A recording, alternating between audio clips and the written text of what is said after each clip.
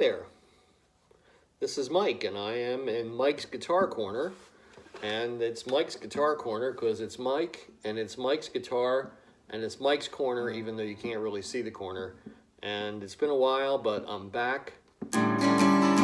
Ooh, I'm back. Hey, and we're here to talk about interesting guitar topics. And today, I've got my trusty acoustic Epiphone guitar, which I'm very fond of.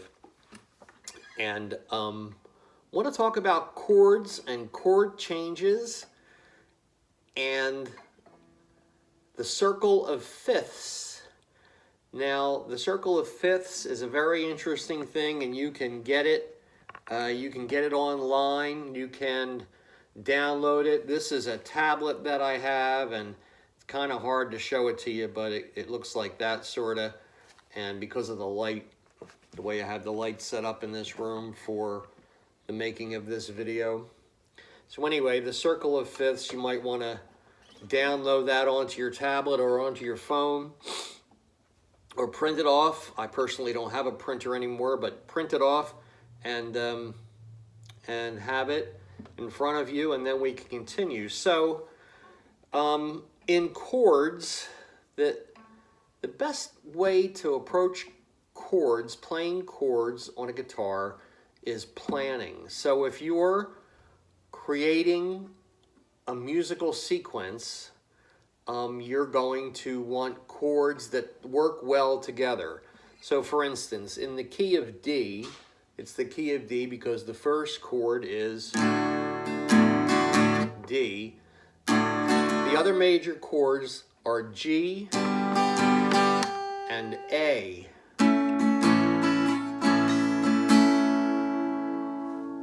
One of the things that you need to learn to do, and this is probably the most important thing, is to minimize the movement of the fingers of your left hand, if that's the hand that you're fretting with, or whichever one of the three hands that you have that you're fretting with. You need to learn to approach it that way. So if I'm working in D, and I'm going D, A, G, and then I'm going to throw in an E minor or a B minor, I want to be able to fret my chord based on the chord that's coming next. Fret my chord based on the chord that's coming next. So for instance, let's say I'm in D, and the next chord I'm going to play is A. I have a unique way of playing the A. A lot of folks will play an A with 3 fingers, 1, 2, 3, if you can see that, in the fret, like that, in a row. And that's fine. My fingers are a little fat and a little old. And what I devised on my own, and maybe other people do it, but I invented this on my own, is that I will take my ring finger, and my index finger, and put it on the E, A, D, G, on the G string here, and then go around it.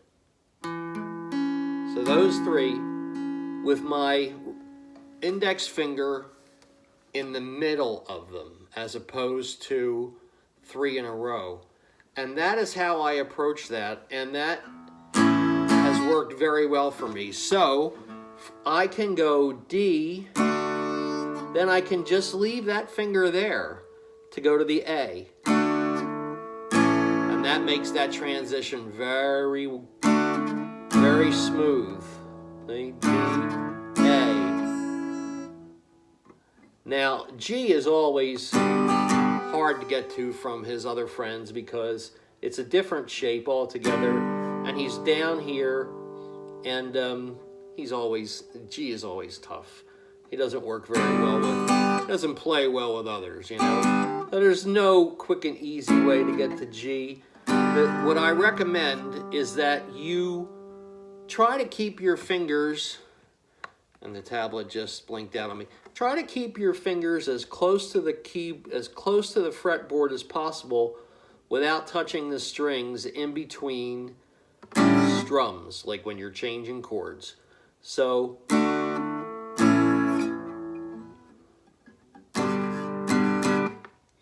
and practice that.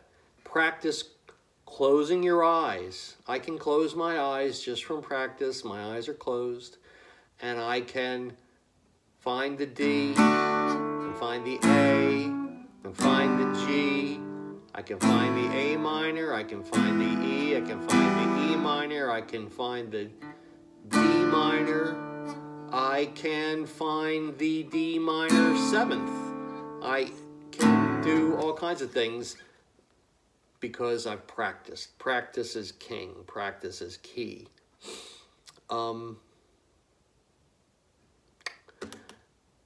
So let's try a different key here. Let's try okay. Let's try the key of G. All right. So in the key of G, there's our friend G down here like that. All right. We have G and C and D. And those are three things that are fairly spread apart and don't work well with others. To get from G to C, I have to make a complete movement of the fingers of my hand. Now I can do that pretty quickly. I'm accustomed to it, and then the D's up here. But some of the other chords that would go along with that are A minor, and an E minor, and a B minor, which again is over here.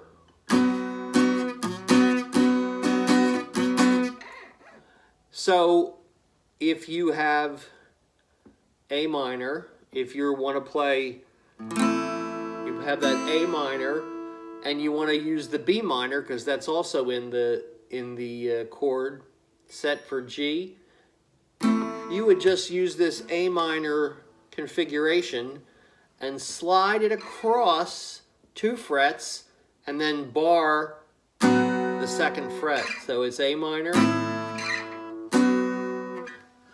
And that's how you plan. A lot of songs that you'll see, whether it's Steely Dan or Neil Young, it seems to me that the writer of the song actually will use their bar chords in such a way that they'll be in B minor and then F and A minor, as if they're just sliding up and down the fretboard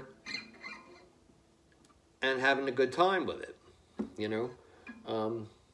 Anyway, so that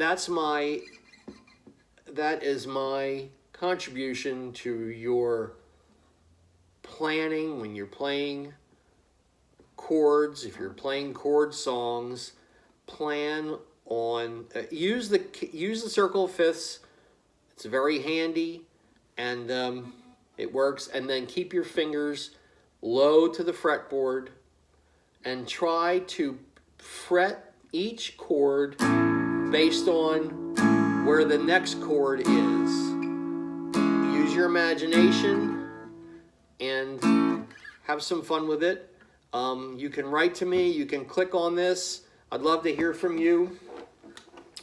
My email is michael.maynard58@gmail.com. And I love hearing from you. So many of you write. Take care. Have a good weekend.